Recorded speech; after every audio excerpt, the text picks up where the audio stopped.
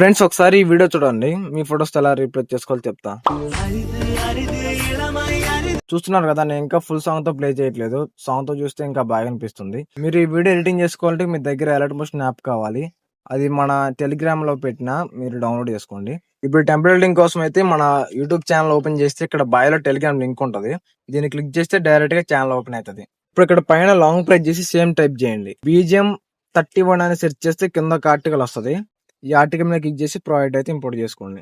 So project లోకి వచ్చినాకైతే interface ఇలా ఉంటది. ఇక్కడ గ్రూప్ ఉంది కదా, ఆ గ్రూప్ ని సెలెక్ట్ చేసుకుని ఎడిట్ గ్రూప్ లోకి వెళ్తే ఇక్కడ కొన్ని గ్రూప్స్ ఉంటాయి. ఇక్కడ గ్రూప్ సెలెక్ట్ చేసుకుని ఎడిట్ గ్రూప్ లోకి వెళ్తే ఇక్కడ ఒక ఫోటో వస్తుంది.